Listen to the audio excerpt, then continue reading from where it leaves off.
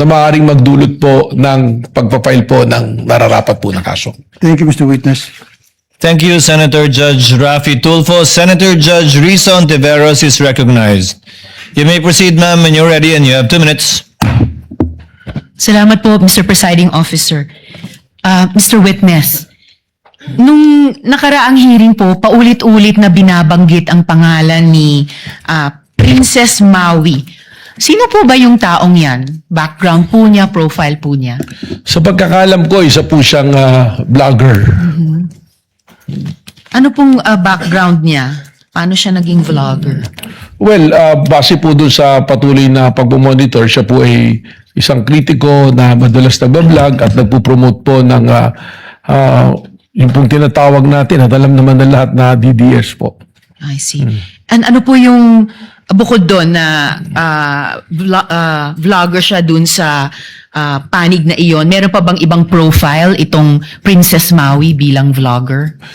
Katunayan po, I was informed that she or he was invited to the NBI pero hindi po siya dumalo.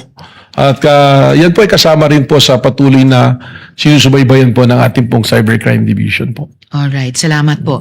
Ngayon, nabanggit rin po yung Oplan Romanov.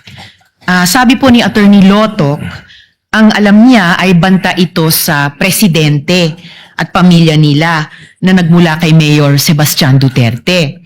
Sa kabilang banda, ayon naman kay Princess Maui, ay banta daw po yan sa buhay ni Vice Presidente at pamilyang Duterte. Pareho po ba yang iniimbestigahan ng NBI? Ang alam ko po, na-cover na po ng NBI noon yung investigasyon dun sa aligasyon na yung Oplan Romanov ay banta sa Vice Presidente dahil nagpadala nga po ng subpoena kay Princess Maui at kay Vice President. Subalit, fortunately, hindi po yata sila dumali dyan. Pero nung yan po aming sinusuri din, yung binabanggit nyo po na Romanov, I think that was the January 18, 2024 na pahayag po ni Mayor Baste Duterte na kung saan na sinabi niya, let me tell you this, Mr. Bongbong Marcos, hindi ko lang po man yung exact words, but I remember that before you go to sleep, remember the Romanovs and the Mussolinis and what happened to the Marcos family in 1986. Yung po yung nakita natin na isa na naglilink po dyan sa Romanov.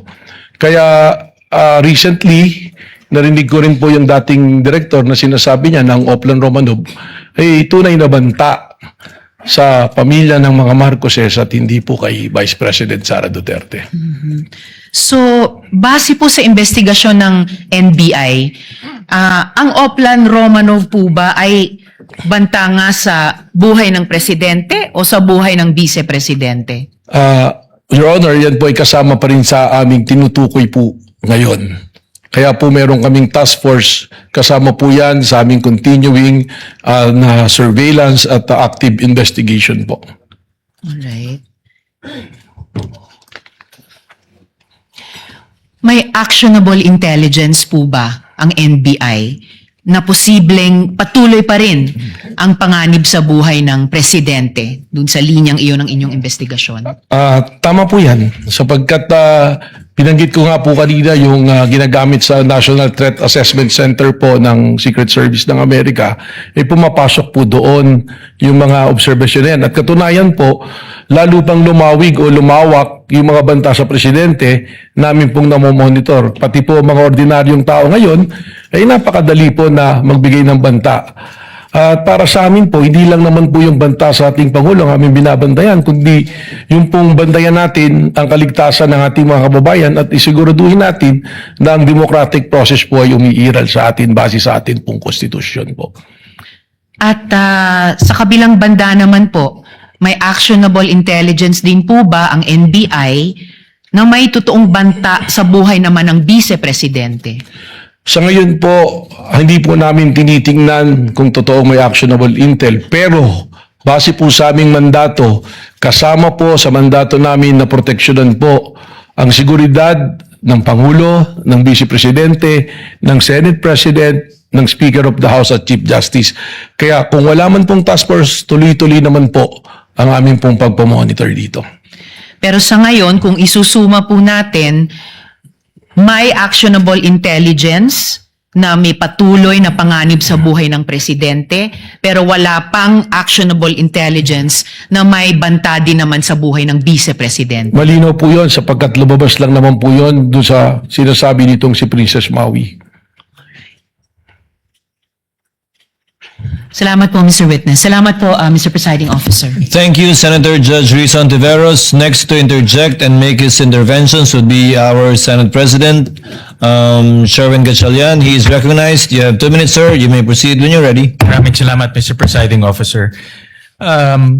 Tama po ba, Director Matibag, na after 1 year and 8 months, wala pang nakikita ang NBI na nakontratang papatay? Wala po pong specific na personalidad. Wala pang specific na nakikita. Apo. Pero kanina narinig ko sa inyong testimonya na may sinabi kayong hindi banta, kundi isang plano talaga. So may plano.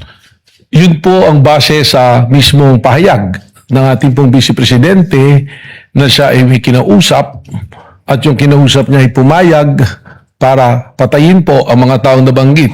Para sa akin po, this is actually a public confession na dahil sa sinabi niyang ito, nalagay po sa alanganin hindi lamang po ang seguridad ng presidente, kundi po ang ating pambansang seguridad. Sino ang kaplano niya? Kung magpaplano, obviously may kasama siya sa pagpaplano. Sino na ang natukoy ng NBI na kasama sa pagpaplano? Yan na po yung binabanggit namin na persons of interest based on the open source intel and the human intel po na ibinabato po sa amin, na yan po ay reported po sa atin ng ating pong task force na itinayo po. Itong persons of interest kasama sa pagpaplano at inamin sa inyo na merong pagpaplanong ginagawa para pumatay. Meron po silang impormasyon na magtuturo po dito sa pagpaplanong ito. Hindi sila yung kasama sa pagpaplanong pumatay. Sa ngayon po, doon po, Magtuturo lang sila. doon po sa iba persons of interest, meron po kami kinukonsidera doon na maaaring siya po ang kausap mismo ng Vice And anong Presidente. ebidensya ang magpapatuloy na kasama siya sa pagpaplano o kaya niyang ituro yung pagpaplano? Yan po ang ating kukunin na impormasyon pa sa ating pong mga persons of interest, na ating pong sinusurveillance. Katunayan po, as we speak, tuloy-tuloy po yung ating pakikipag-usap. Pati po doon sa mga malalapit sa taong aking pong binabanggit. Okay. na So persons of tuloy-tuloy pa interest. ngayon ang inyong investigation. Tama po. Ngayon, nakita ko na bumuo kayo ng task force. No? At task force, temporary in nature lang yan, di ba? Kailan matatapos ang inyong investigasyon? Dahil nga nasabi ko, 1 year and 8 months na ito, ngayon may bagong task force. So kailan matatapos itong investigation? Ito po ay matatapos finally pag atin pong na-locate specifically ang taong kausap ng Vice Presidente at ito naman pong task force bukod po sa seguridad ng Presidente, we are also guarding po na walang gulo, na yung pong mga destabilization ay atin din po Pero mabantayan. kailan matatapos yung investigation para matukoy kung sino yung nakontrata? Only in the time po na atin pong matukoy na finally yung ating pong... Kailan ngayon? Do you have a time I ca- frame? I cannot- Base doon sa pag-uusap nyo dito sa persons of interest nyo, kailan? Kasi, like I said, no, November of 2024 to, may bagong task force ngayon. But in your opinion, no, gusto ko kasi malaman, malapit na ba o malayo pa? I cannot give the exact time, but the task force was established on April 16 and it's doing a great progress po. So sa palagay ko po, malapit na rin natin itong mahanap itong taong ating pong Can you give tinutukoy. me an explanation on yung great, quote-unquote, great progress? Marami pong report na pumasok po sa atin at may mga pangalan po talaga na na-identify natin pong pinupuntahan po. And can you give me a time frame kung within 3 months, 6 months, matutukoy na itong kakontrata? As Can we you look give me a at time frame?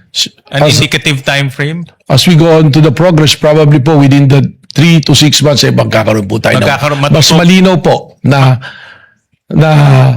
data tungkol po dito. But in 3 to 6 months, matutukoy na natin yung kakontrata. Yun po ang ating inaasahan. Okay. In the meantime, nasabi nyo kanina na merong kinetic force. No, ito ay